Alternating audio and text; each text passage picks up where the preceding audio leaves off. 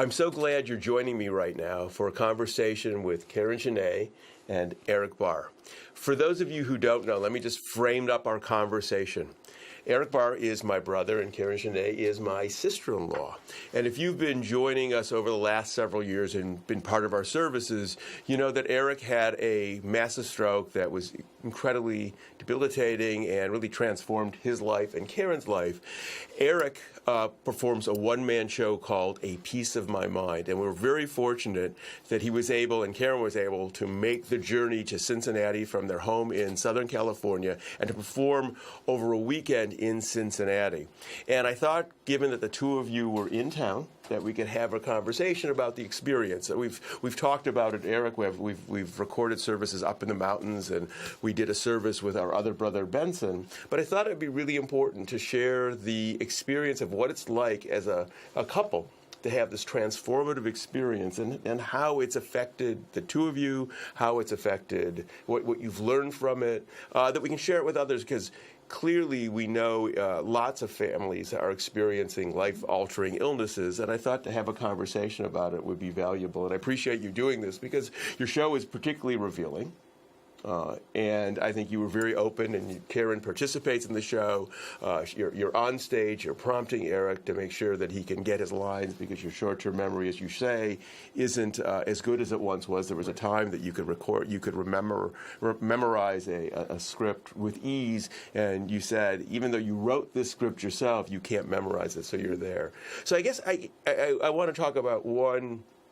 Before we talk about doing the show and being on stage with Eric and talk about what was it like? I mean, you're as partner, spouse, being there, witnessing what was unfolding in real time, and things were spiraling out of control. What were kind of thoughts were you having that as you were watching this happen? I mean, from the moment, so sort of rewind a second. So Eric, you're driving down, as I recall, you're driving down the mountain to go somewhere, and you get a call from the cardiologist. You need to be in the emergency room right now. And you drive to the emergency room, and the doctor walks in and says, your husband is being threatened with an illness that is life-threatening. At that moment, what happened? I mean, well, I think I really concentrated, or tried to concentrate, on following direction. The doctor told me to call his brothers immediately. And Eric said, no, don't call. And I said, well, I got to go move the car. And I got in the car and I called both of you. So I really tried to focus on following the directions I was given as best I could, and then calling other people to ask them what to do. We had doctor friends. As soon as I was told we were going to be airlifted, I called and said, what do I need to take? Mm-hmm. Do I need papers? What do I need? Mm-hmm. So I really tried to follow direction and stay calm. And in the beginning, it was much easier to do that. As things started to spiral downhill, it was much more difficult to stay calm. But then you and Benson arrived almost immediately, or as immediately as you could, and you were there to take care of certain things, and Benson stepped in to take care of certain things. You made phone calls, because I couldn't speak to anyone. And Benson kind of took care of legal. Right. He called the lawyer and said, we need copies of everything now. Right. So Eric's sort of, you're in bed, you're sort of dealing with you're experiencing as a patient. Karen, you go into, I got to manage this. So the first sort of several, and I think this is not uncommon. And then sort of dividing up the responsibilities, and you're sort of referring to us because Benson's behind the camera right now, sort of here, so we're all together. So sort of dividing up tasks amongst those who are there, so you have to, because the reality is when someone gets sick, Well, you want to collapse, and you have to deal with the immediacy of the stuff that has to happen, and it was really complicated. Right. I asked for a social worker at Stanford to find us a place to stay. Right. Because, I mean, no arrangements had been made. Right. And I think it was Stanford's homecoming, and there were no rooms available. Oh, right. Yes. I forgot about that. Yeah. So it was complicated.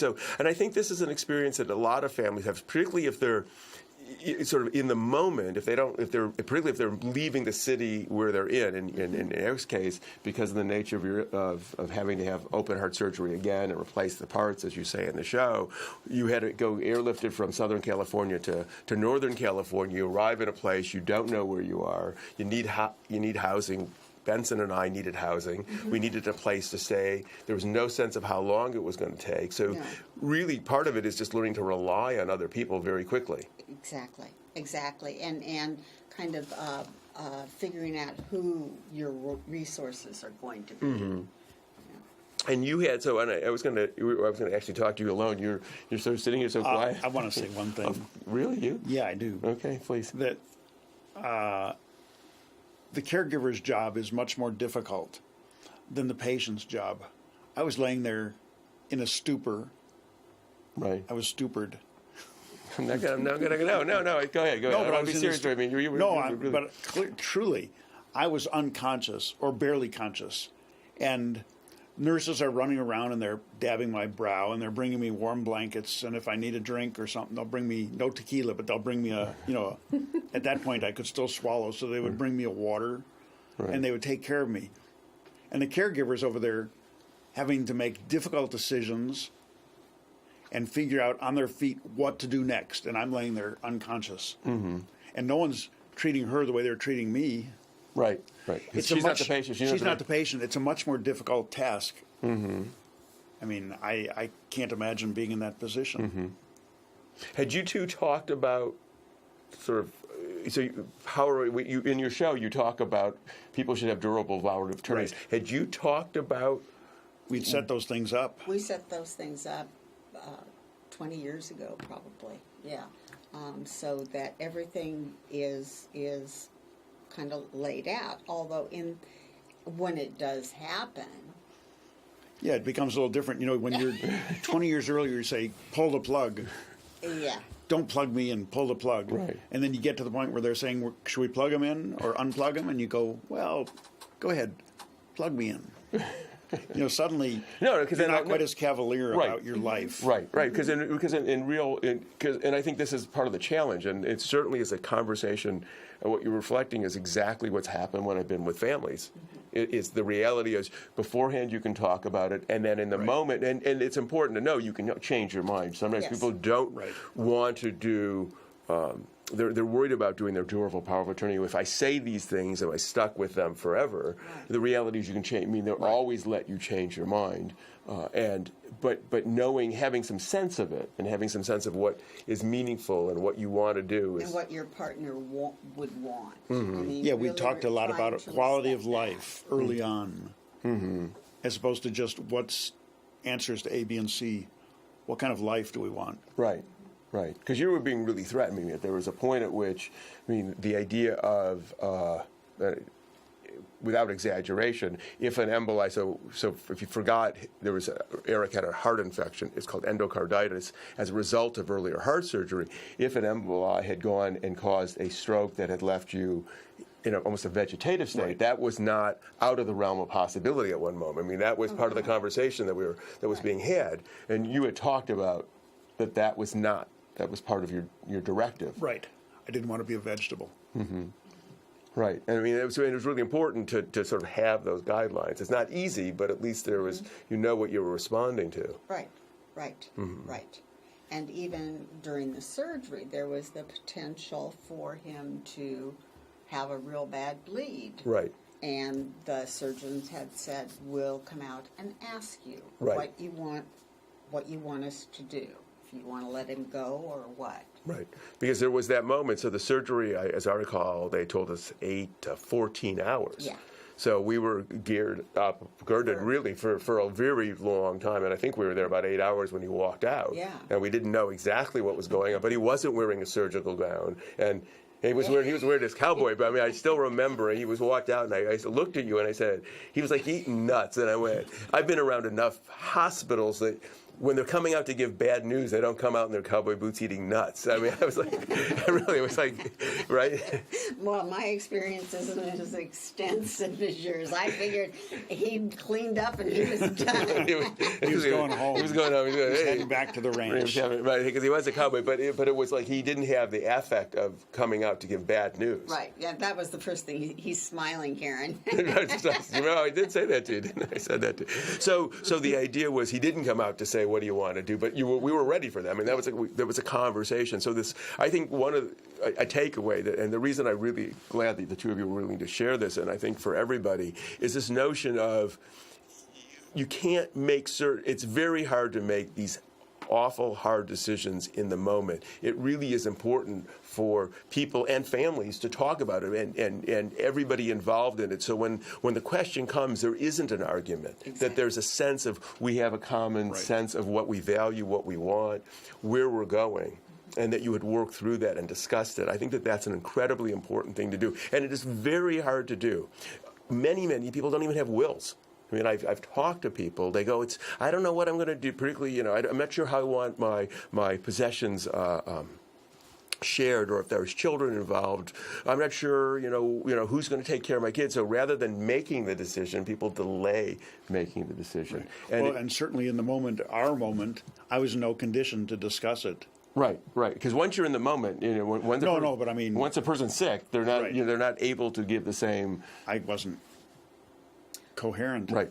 Well, and even the question of going ahead with the surgery. Eric wasn't sure he wanted, the surgery, if you remember that night. Right. Because, he asked you, and you said, you don't have any choice if you want to live. Right. But the question was, it was really up to Eric if he wanted to live or not. Right. And that becomes an important conversation, and I think. And he needed to think about it. I mean, by himself. He really needed to come up with the answer of what he wanted. Right. What did I decide?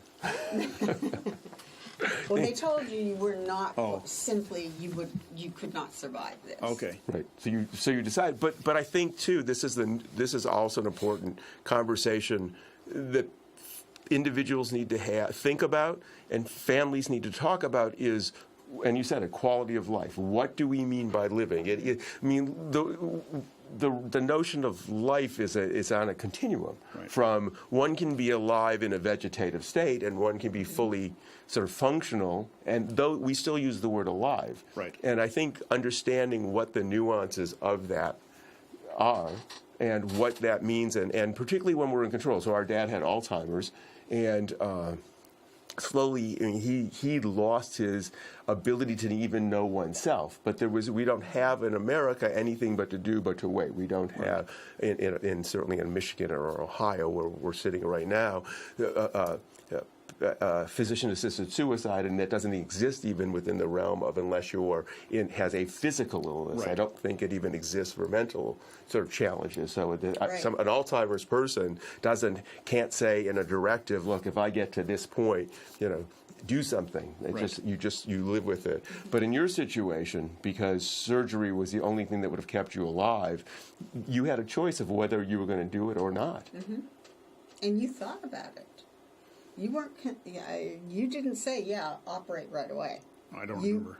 I know you don't. That's when I called Bob and Benson and I said, talk to him. You said, come back. We're just about come back. I know. I remember we were just about to eat, and you said, come back, because all of a sudden it was like a real question, and you needed to talk to him. right about doing it because you weren't sure you wanted. You didn't. I think. Speaking of, and Benson's mind, if you remember something else, Benson's turning the on and off, but it was about the quality of life. What did it wasn't just, I want to live, you wanted to live in a particular way, and if I had the surgery and I could, what was going to happen to me? And I think that was the conversation. And then so it was almost a step process. If I don't have the surgery, I will die. If I have the surgery and I live, I don't want to live in a vegetative state. And the doctor said, if there's something happens in the midst of the surgery, we're going to come out and you're going to make a decision. So you said, I don't want to be a vegetable. I mean, you said it. You joked about it because that's sort of your nature. Right. But there was there were several moments when the decision could have been made, and everybody was in agreement and alignment about what that meant. And they were all hard decisions. The idea was doing the surgery with the hope that you get back and recover. But if it became clear in the middle of the surgery that it was going to be worse, your condition was going to become more vegetative, it was pretty clear. You said not pretty clear. It was absolutely clear that you didn't want to wake up from the surgery. Can I say one other thing? Sure. Just lately, we've seen with friends where the families, let's say the couple have come to an agreement, and the children disagree, and it's like everyone's got to get on the same page because it's hell going through it, and then to have the family sort of fighting about what Right. the decision is going to Right. be made. Right. In the midst of that is just It's awful. It really is awful, and that's why there are sort of hierarchies of who gets to make the decision and who doesn't get to make the decision, and that's important. But even when it's clear who gets to make the decision, certainly the responsibility. So in your case, ultimately Karen was going to be the one who'd have to make the decision if the doctor had come out. It is, I think, feeling supported and comfortable with an incredible decision that the Right. people who you look to, and in the case it was Benson and me if you being guys there. had said, Right, no, when she was saying, let's do the surgery, and you went, I'm not sure. Then suddenly, even her decision, she would begin to question herself. Right. And it would be hard for her to. Right. So that's really why this whole sense of the family structure, Right. and the family being sort of as wide as you want to include in the family, to include in it, is really important. So I would offer to people clarity about what one wants in crisis is really important, and having a clear family structure and having a structure in place that's knowable and having worked through it becomes really important. And knowing who your resources are and who your confidants are and who those people you can call in the middle of the night, and they're going to be the ones who are going to rush over, become very, very important. Some of us are, our families were born into. Not every family we're born into is as functional as other families. Sometimes we create families of friends that become very important in moments like this. And And I think you have to be selective also in Right. choosing, your Who you're resource. surrounding yourself with. Right. Because if you throw too big a net, you're going to have a whole variety of also other people's emotions and thoughts, and so you need to be selective, I think. Right. Very selective. Right. And because not everybody, just because everybody sort of knows you, doesn't get a right to be involved in this moment in your life. Exactly. And you get to pick and choose. I mean, it's the people who you want to be around. And it is important. I mean, there are times that there are certain people who might show up at a moment like this who really shouldn't be in the room. Right. And as a rabbi, there are times that I've said to people, really, this isn't your place right now, or this isn't your decision. I mean, Right. it's really, it's a much narrower decision. So, I really appreciate, this is the first time, actually, this is the very first time we've had this conversation. Yeah. Anywhere. And that you were willing to do that and share it with those of us who are part of ourjewishcommunity.org is really important, because I think your life experience, you've put it out in the show, and you do it in a very funny way and in a very honest way and a really open way. But this conversation adds to that, I think. It doesn't suppress. It adds to it, that we all think about what are these crucial issues that we have to face. Who are we going to face them with, and what are our values? Because ultimately, the decisions we make are going to be driven by what we value most and what's most important. So I want to thank you. We're going to end this part of the service, and we're going to continue the rest of our service in a moment.